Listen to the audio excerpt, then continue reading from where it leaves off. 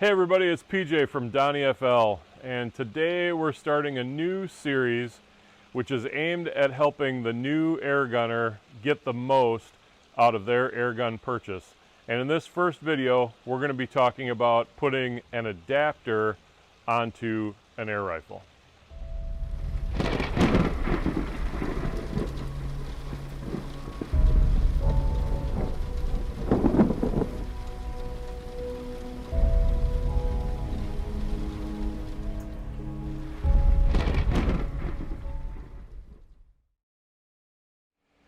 We get it. We've all been there. We were new air gunners once too, and we know the excitement that comes with getting and setting up your first air gun. I've got an Umarex Origin here, a great entry-level air gun, and if you're looking for something in .22 caliber, not one to overlook. It comes with a shroud on the barrel, and there are some baffles in there which do help reduce the report or the noise made from the expansion and escape of air behind the pellet when you shoot. But it can be made just a little bit quieter. And of course, silence is a priority at DonnyFL.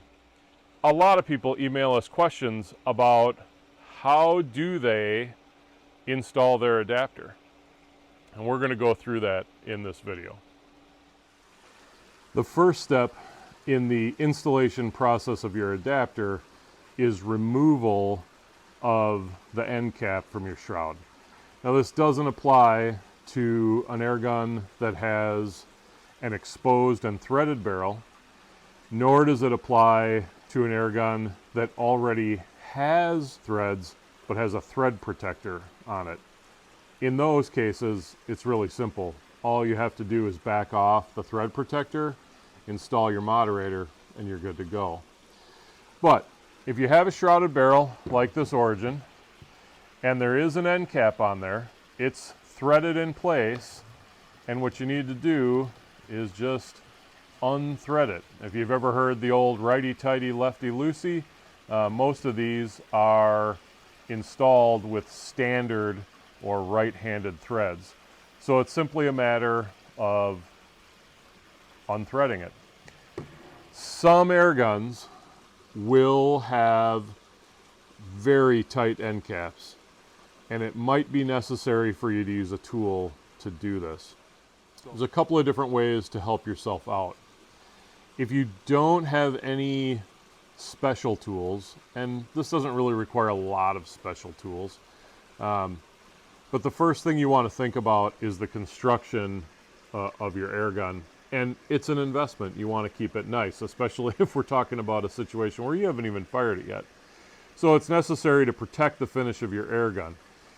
If I have absolutely no tools for this at all, but I have a pair of like channel lock pliers, I would take a rubber band and I would wrap it around the edge of that end cap so that, because there isn't a whole lot of metal there, but that way I can protect the metal finish and I can use that pliers to back it off.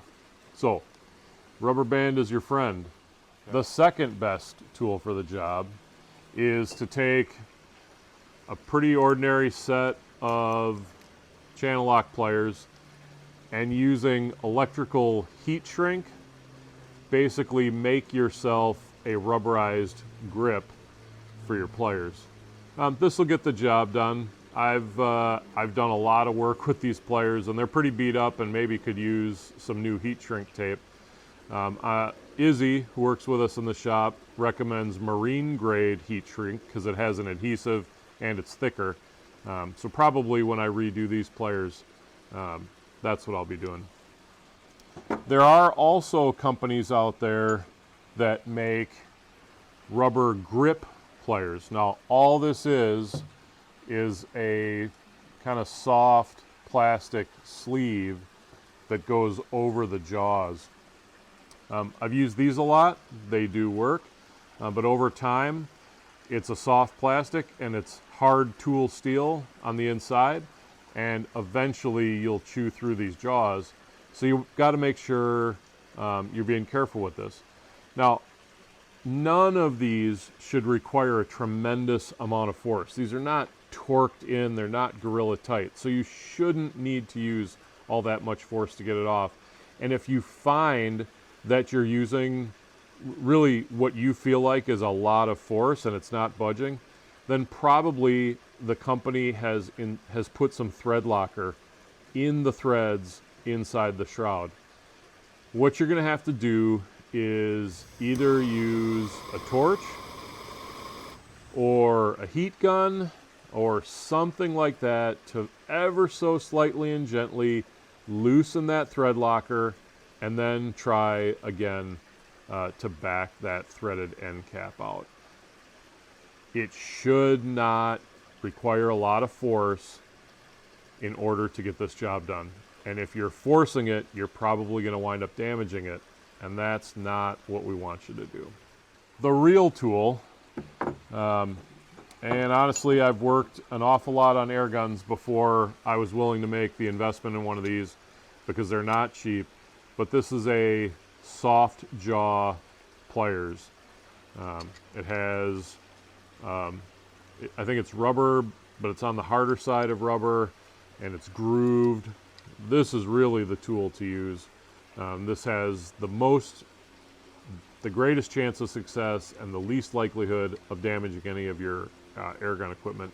But it's a pretty single-use item, and I want to say these on a major online retailer are in the $40 to $50 price range. So this might be out of a lot of people's budget for a project like this, especially when you probably already have this tool and you probably have a rubber band, you know, from a package of broccoli or something. You probably have rubber bands laying around, and they do work pretty well. Just go slow and don't force anything. If it's really stuck on there, there's probably an adhesive in there, and the trick is to melt it. If you do use the torch method, if you go crazy with the torch, you do run the risk of maybe even warping the metal, but certainly discoloring the finish. So any heat you use on it should be done very gently, very gingerly, little bit at a time. Try to let it work, and then back it out.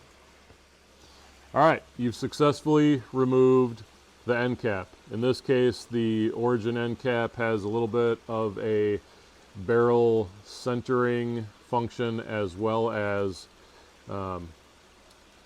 creating some little like air chambers in there. This is our adapter for the Origin as well as the Avenger. It similarly has a little bit of a sleeve to help center your barrel. Now this is not a press fit, so this is not going to center it perfectly, and it's not going to hold it tightly in place, but it may help if, you know, your shroud wanders a little bit from where your barrel is. And then you have some air relief, so this allows some of the air to escape back into the shroud. Then we come to the threads, and then we have a little bit of an extender, which on the Avenger helps for not having to take your moderator off when you refill. And then half UNF threads, and if you look carefully, you'll see that little hole in there at the end in the threaded portion. That's to help you if you need to stick something through there to help tighten this in all the way. So when your adapter arrives, it should be in good condition. It should be straight. There shouldn't be nicks or dings or anything like that in the threading. When you put it in, the most important thing is to make sure that, and this is with any of our adapters, that the threads are lined up properly when you go to screw this in. So it slides in, and tightening the threads, you turn to the right to tighten them. But something my grandfather taught me probably close to 45, if not longer ago than that, is that if you rotate it counterclockwise, you will hear a click. And that click means it has rotated back around and is ready at the entry point to go in.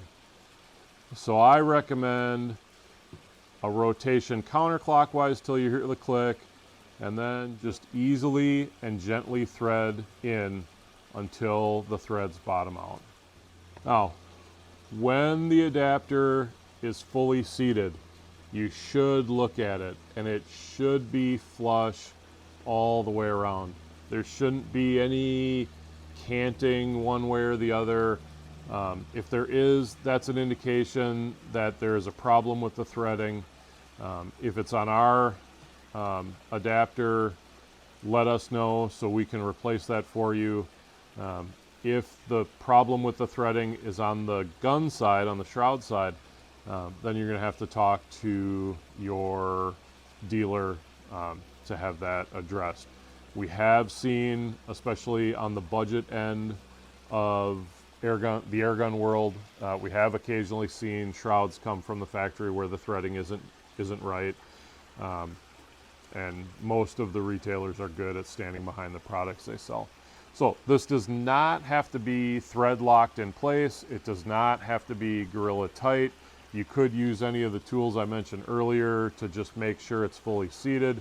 You could, in the case of this adapter, drop a thin Allen key or like a pick or something in there and just give it that little, make sure. If you are pushing it so hard that you're bending the tool that you put in there, you are trying to tighten it too much. That's too much, okay? Depending on which adapter you're working with, there may also be a knurled portion. That's a thread protector. That can also help you tighten it. I will say, however, if you use that knurling to tighten it, sometimes what happens is that the first torque you're applying is between these threads and the thread protector, and the second kind of torque is here, and sometimes it makes the thread protector hard to back off then, because it really seats down, and when you turn it, the whole thing starts turning out. So I don't really recommend you using that for tightening. So once you've got the adapter on here, the only thing left is to add your moderator. On the 22 caliber version of the Origin, I'm a big fan of either a Sumo or a Tatsu. Most of my accuracy testing, the Tatsu in 22/25 caliber has been a little bit more accurate. We'll be doing another video coming up on how to select the right moderator for your airgun, so stay tuned for that. Well, that about does it. That should get you through installing the adapter on a rifle like the Umarex Origin. Most of the shrouded airguns have a similar arrangement where there's a threaded end cap out front, and all you're doing is removing stock and putting in our adapter. I hope this video has helped some of you. This is meant for new folks to the industry. They need our help as much as our champion shooters. So for those of you who found this video useful, we hope that you'll give us a thumbs up.